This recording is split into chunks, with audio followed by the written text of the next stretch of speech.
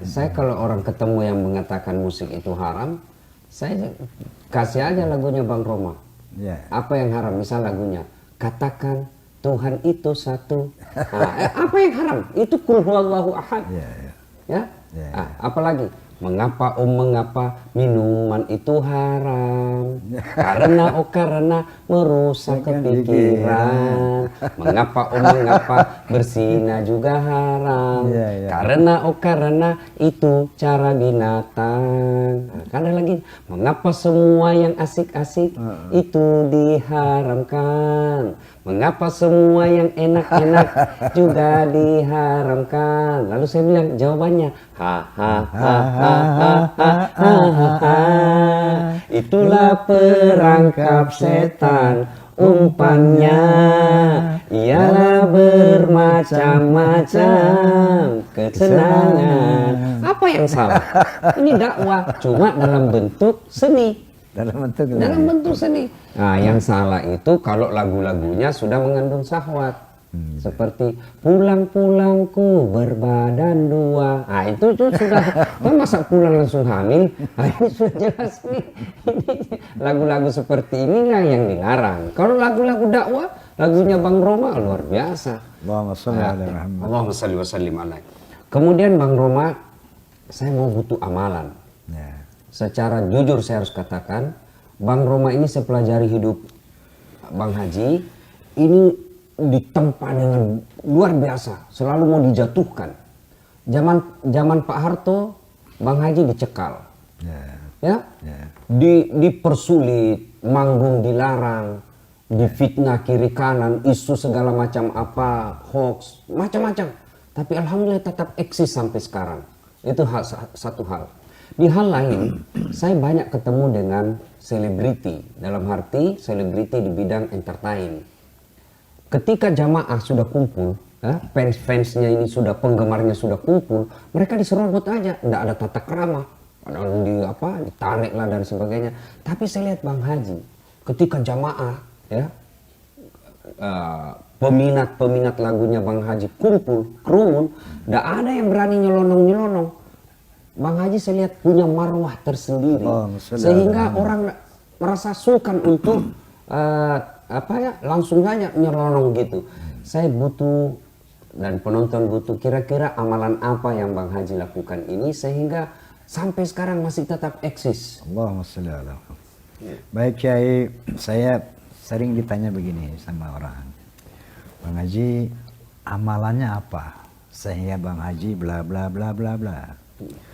Saya balik bertanya, adakah amalannya lebih hebat dari sholat? Orang banyak bangga dengan benda-benda. Saya ambil ini dari puncak gunung ini, saya ambil ini gunung Mount Everest sekalipun. Dia bangga itu. Tapi saya katakan, sholat itu ngambilnya saja di Sidratul Muntaha. Proses pengambilannya saja melalui langit yang ketujuh. Nah kemudian, Masya Allah, dari proses pengambilan itu udah sangat-sangat luar biasa. Artinya, sholat itu adalah betul-betul sendi beragama dan sendi kebahagiaan manusia di situ adanya. Allah Subhanahu wa taala berfirman, banyak sekali tentang sholat ini. Aqimis sholata liduluqis syamsi ila ghasaqil lail wa qur'an al-fajri inna qur'an al-fajri kana mashhuda. Tegakkanlah sholat mulai dari gelincir matahari sampai gelap malam dan sholat subuh gitu. Inna sholata tanha 'anil fahsya'i wal munkar. Wa sholat itu mencegah dari kejiran dan kemungkaran. Qad aflahal mu'minuna alladzina hum fi sholatihim khashi'un. Beruntung orang yang sholat yang di dalam sholatnya khusyuk. Nah, saya dari dulu, mohon maaf Kiai, yang saya perdalam itu sholat. Saya harus mengerti artinya. Setelah mengerti artinya, saya harus paham hakikat daripada bahasa-bahasa sholat itu. Seperti contoh, ketika kita membaca Al-Fatihah, Masya Allah, Bismillahirrahmanirrahim. Alhamdulillahirabbil alamin arrahmanir rahim maliki yaumiddin iyyaka na'budu wa iyyaka nasta'in ihdinas siratal mustaqim siratal ladzina an'amta 'alaihim ghairil maghdubi 'alaihim waladdallin. Amin. Dengan nama Allah yang Maha Penyayang lagi Penyayang. Alhamdulillahirabbil alamin. Ketika kita baca itu ngerti artinya bahwa Allah pemelihara alam, terbayang oleh kita. Ar-Rahmanir Rahim. Rahman Rahimnya Allah hakikatnya kita rasakan. Kita tanam biji duren satu, kita tanam biji rambutan satu, tumbuhnya jutaan. Jutaan buah bahkan miliaran sepanjang tahun tanpa bayar. Malik Yaumiddin, raja di hari kiamat. Kita sama presiden saja, sama raja-raja saja tunduknya luar biasa. Lihat kekuasaan Ustaznya. Malik Yaumiddin, raja di raja. Raja di raja. Baru kita nyatakan iyyaka directly. Bukan wa iyyahu kepadanya, tidak iyyaka kepadamu. Na'budu, aku menyembah. Wa iyyaka, dan padamu nasta'in, aku memohon. Apa itu? Ihdinas siratal mustaqim, jalan yang lurus. Siratal ladzina an'amta 'alaihim, jalan yang kuberi nikmat atas mereka, jalan para kiai, jalan para saleh, jalan para saleh, jalan orang-orang yang selamat, yang dapat mendapat nikmat karena kebaikan-kebaikannya. Ghairil maghdubi 'alaihim waladdallin, bukan jalan yang engkau murkai atas mereka, bukan jalan para koruptor, para penzina, para pencuri, ini masya Allah. Kalau kita resapi, kita renungkan, kita menghadapi kehidupan. Setelah sholat subuh beraktivitas, besar dada kita karena kita telah memohon kepada Allah perlindungannya begitu dahsyat. Belum lagi kita duduk iftirash. Rabbi ghafirli warhamni wajaburni warfa'ni warzuqni wahdini wa'afini wa'fu'ani. Ini seluruh kebutuhan kita ada di sana. Ada di situ. 8 permintaan. Masya Allah. Kalau kita nyatakan dengan sungguh-sungguh, ya Allah ampuni aku, kasihani aku, tutupi kelemahanku, angkat derajatku, muliakan aku, berikan aku rezeki, bimbing aku dalam kehidupan ini, sehatkan aku. Sudah. Masya Allah, kalau itu betul-betul kita resapi, hayati, saya rasa sholat itu suatu azimah yang luar biasa. Nggak perlu lagi, bukan nggak perlu, tapi kalau sholat itu kamu jalankan, misalnya kita jalankan secara khusyuk, luar biasa itu efeknya kepada jiwa kita. Nah situlah la khaufun alaihim wa la hum yahzanun. Seperti tadi dibully di sana. Kalau kita betul-betul merasa bersandar kepada Allah, saya rasa takut dan sedih itu nggak ada. Oke. Sebelum kita lanjut lagi, kita break sejenak. Kita lanjutkan setelah yang satu ini. Saudaraku, sangat jelas, semua manusia pasti punya masalah. Bang Roma punya masalah, saya Das Atlati punya masalah, Presiden, lebih masalah lagi. Jangankan kita manusia biasa yang hidup di akhir zaman penuh tantangan ini, para nabi dan rasul pun punya masalah. Rasulullah Sallallahu Alaihi Wasallam, manusia paling mulia, yang dari bibirnya tidak pernah keluar makian, ya. Ibnu Taimiyah mengatakan Rasulullah pernah berbicara kasar, dalam arti kasar ya, mohon maaf kalau saya pakai kata kasar ya, menyumpahi orang. Apa sumpahnya? Beliau hanya mengatakan semoga jidatnya terkena lumpur. Itulah kalimat yang paling keras yang pernah keluar dari bibir Rasulullah. Apa tidak punya masalah? Belum lahir, beliau sudah yatim. Baru 3 hari diambil ibu susunya. 4 tahun bersama ibu susu. Kembali ke ibunya, Siti Aminah. Usia 6 tahun wafat. Arti 2 tahun aja bersama ibu. Diambil oleh kakeknya, 2 tahun wafat pula kakeknya. Diambil oleh pamannya. Mulai berdagang. Ikut perang usia 12 tahun. Bukan perang agama. Tapi perang waktu itu pembeda suku. Setelah diangkat menjadi Nabi dan Rasul, selesai masalah. Makin masalah. Bukan dibully. Tapi apa? Diperangi. Dihina, bahkan diusir dari kampung halamannya. Siapa yang mengusirnya? Bukan orang lain, pamannya sendiri, Abu Lahab dan teman-teman. Di Madinah selesai masalah, makin masalah. Dalam rumah tangga, beliau pernah difitnah Aisyah selingkuh. Ini Nabi, apalagi kita yang penuh dosa, pasti punya masalah. Alhamdulillah, Allah tidak menjelaskan Saad, kalau ada masalahmu, kau jadi anggota DPR dulu. Ada masalahmu, kau jadi wali kota dulu. Ada masalahmu, kau jadi menteri dulu. Tidak, Allah cuma minta dua. Saad, jika ada masalahmu, ista'inu bis-sabri was-salah. Ya. Nah, ini biasa kalau ada begini setan berusaha menggagalkan perhatian kita. Nah, itu bagian dari setan kasih jatuh itu tadi supaya kita tidak fokus dengar dakwah. Allah tidak memerintahkan kita untuk kaya dulu. Allah cuma minta dua hal. Ista'inu bis-sabri was-salah. Sabar, perbaiki sholatmu. Dan ayat ini secara pribadi telah dibuktikan oleh Bang Haji Roma Irama. Tidak banyak cerita, minta amalan Bang Haji, amalan yang sholat, dan yang menggugah saya. Orang kesana kemari cari amalan, dapat keris dapat. Ini amalan sholat ini diambilnya di puncaknya ketinggian dunia.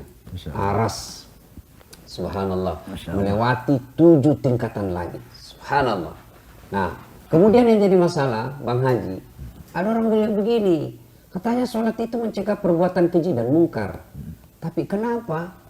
Dia sholat tapi dia juga yang berbuat maksiat. Kan banyak itu koruptor yang sholat. Tapi rasa-rasanya sholat pencitraan. Gimana Bang Haji? Qala ta'ala fawailul lil musallin alladzina hum fi sholat an salatihim alladzina hum yura'un. Ya. Allah sendiri mengatakan celaka orang yang sholat. Celaka orang yang sholat. Kalau dalam sholatnya sahun itu lalai, tidak konsentrate. Riaun, cuman ingin dipuji manusia saja, tendensius kayak gitu, jelas celaka. Kenapa? Orang yang sholat tidak khusyuk, artinya tidak lillahi ta'ala, dia pasti bisa melakukan kemaksiatan, kemungkaran. Disitulah celakanya. Wailul lil musallin, celaka orang yang sholat yang tidak khusyuk, yang tidak betul-betul menyembah Allah secara sungguh-sungguh. Yang cuma formalitas atau cuma ria'un nas, ingin dipuji manusia. Memang secara logika celaka. Kata Kiai tadi, ada orang sholat tapi korupsi juga. Ada orang sholat tapi maksiat juga. Karena sholat itu buat dia bukan sesuatu yang astagfirullahalazim, bukan sebuah pertemuan dengan Tuhannya, dengan Robnya. Bukan sebuah permohonan dia dengan Tuhannya, tapi formalitas saja. Jadikan sesuatu yang ya formalitas saja, yang penting kau ada sholat, sholat. Itulah yang Allah katakan celaka orang yang sholat seperti ini. Pasti celaka. Celakanya kenapa? Dia bisa melakukan kemaksiatan walaupun dia sholat. Tapi sebaliknya, qad aflahal mu'minun alladzina hum fi shalatihim khashi'un. Tapi kalau kamu khusyuk, beruntung. Kenapa beruntung? Itu sholat kan komunikasi dua arah, Kiai. Jadi kalau kita bilang Rabbi ghafirli, baik aku ampuni kamu, warhamni, aku kasihani kamu. Langsung Allah jawab, tak. Berikan aku rezeki, aku kasih. Tapi likulli syai'in sababa. Melalui proses kausalita, enggak warzukni peluk 10 juta kan enggak gitu. Tapi harus likulli syai'in sababa.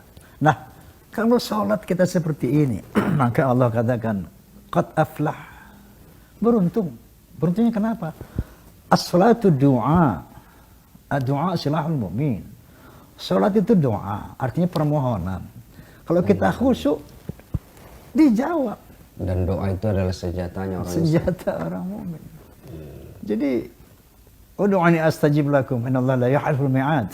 Itu sadaqallahul azim. Jadi Bang Haji, profesi Bang Haji ini paling sering bersentuhan dengan waktu-waktu sholat. Betul. Misal konser atau syuting ngambil gambar. Zaman dulu tahun 70, 80, 90-an. Ya. Gimana mensiasati atau mendesain waktu agar konsernya itu, karena Bang Haji kalau konser setengah jam itu enggak puas, kita bisa melempar penonton. Ya, enggak cukup waktu. Nah, kalau misalnya sudah masuk waktu sholat, bertepatan dengan konser, saya kira Bang Haji bisa tinggalkan acara atau menjamak. Tapi bagaimana dengan penonton? Baik, saya bisa mundur ke belakang ya untuk menjelaskan ini. Tadi saya cerita soal revolusi musik. Ya. Dari orkes Melayu saya revolut menjadi dangdut. Pada saat itu juga, tahun 70 saya melakukan revolusi musik. Tahun 73, jelasnya 13 Oktober tahun 1973, saya melakukan revolusi iman. Jadi saat itu, jadi begini Kiai, ini kalau nggak diceritakan secara detail, jadi Bias. Ya. Dulu saya itu waktu main musik, main film ada keresahan di dalam hati saya. Karena saat itu, kenapa sih seniman tuh tarikus sholat, meninggalkan sholat, ya? Waktu-waktu sholat lewat gitu. Terus kenapa sih harus drunk, harus mabuk? Umumnya dulu tuh seniman tuh mabuk. Ya. Mungkin Allah alam kalau sekarang ya. Mungkin sekarang beralih ke narkoba atau apa saya nggak ngerti. Tapi dulu identik banget. Kenapa harus mabuk-mabukan?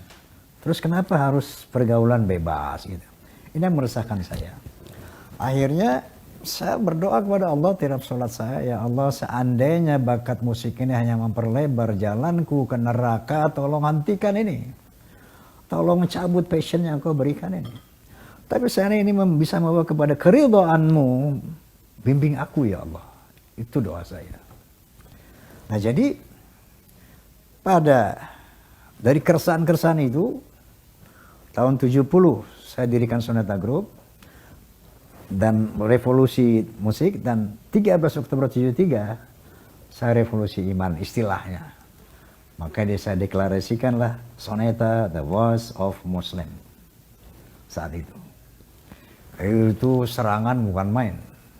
Bagaimana mungkin musik mau digabung-gabung dengan Islam? Sonata the Voice of Muslim. Saat itu kita ikrar semuanya. Ini passion kita dari Allah. Bahwa mulai saat ini kita tidak boleh lagi meninggalkan sholat. Kita tidak boleh lagi bla bla bla bla bla. Yang setuju jabat tangan saya. 1, 2, 3, 4, 7, 8 orang waktu itu. Al-Fatihah. Itu 13 Oktober 73. Sejak saat itu, setiap sholat harus berjamaah. Mau sholat subuh, zuhur, asar, maghrib, touring, di qasar, di jamaah. Seperti berjamaah. Nah, wajib berjamaah.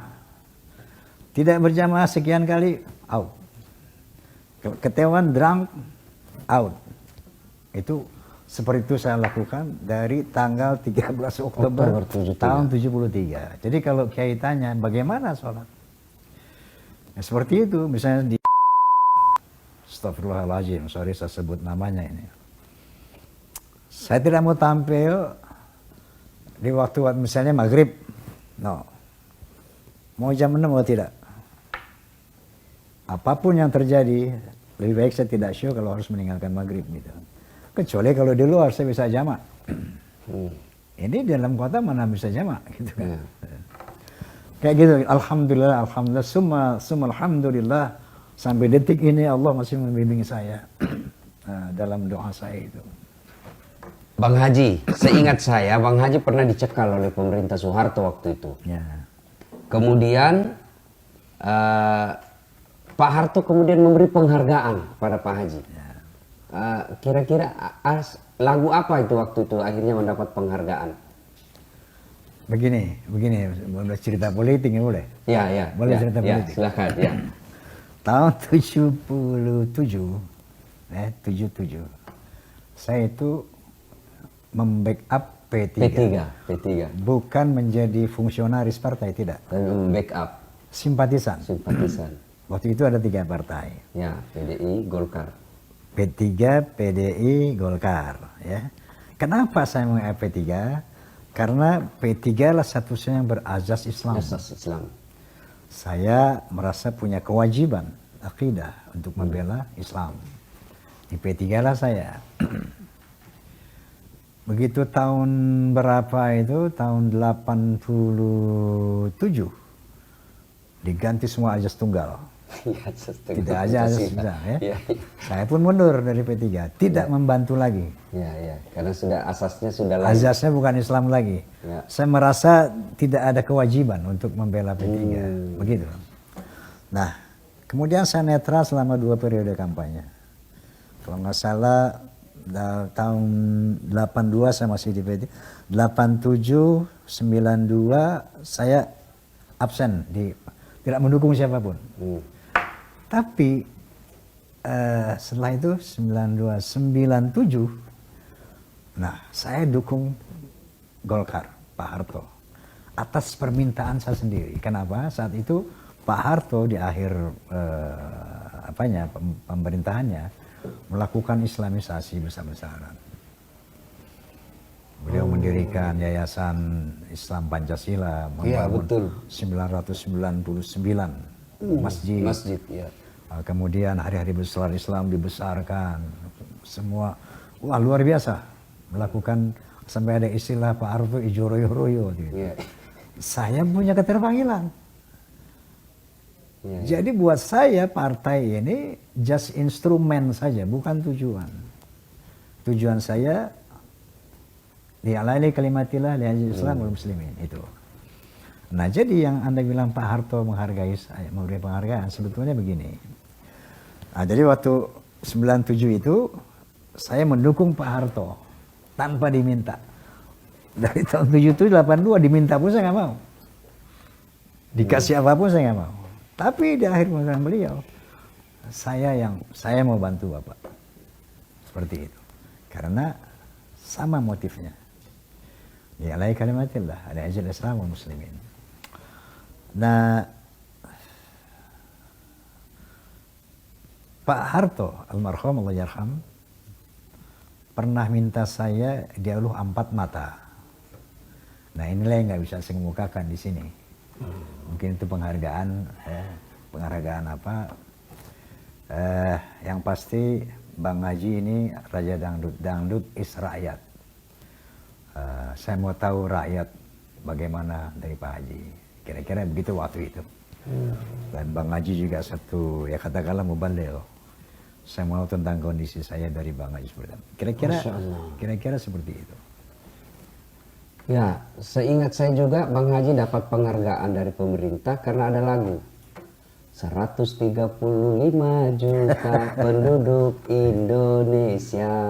Kalau penghargaan resmi dari presiden, apa itu bintang apa? Kencana. Ya. Bintang kencana kebudayaan itu dari Pak SBY. Oh, SBY. SBY. Yang lagu 135 juta kan zaman Pak Harto. Ya. Ya, Pak Harto. Itu luar biasa redaksinya. Oh, ada Jawa, apalagi kalau sudah di panggung, wah saya terpesona betul itu dengan improvisasi itu luar biasa. Masya Allah, ya, Masya alhamdulillah. Allah, Masya Allah. Jadi berikutnya Bang Haji, sepanjang perjalanan Republik Indonesia, ya Bang Haji ini sudah melewati manis pahitnya bangsa Indonesia. Persoalan terbesar sebenarnya bangsa kita ini apa nih Pak Haji? Saya rasa apa ya? Bahkan saya mengalami dari presiden pertama loh Pak Soekarno. Oh, sempat ya? Ya, saya kan lahir 46. Artinya ketika Presiden Bung Karno itu pidato, saya masih kecil, saya suka dengar radio gitu. Makanya saya terlahir karena ayah saya juga seorang tentara ya. Jadi nasionalisme, patriotisme saya mungkin muncul dari ayah saya, dan saya sering mendengarkan pidato-pidato Bung Karno. Yang memang luar biasa, beliau memang seorang orator. Nah,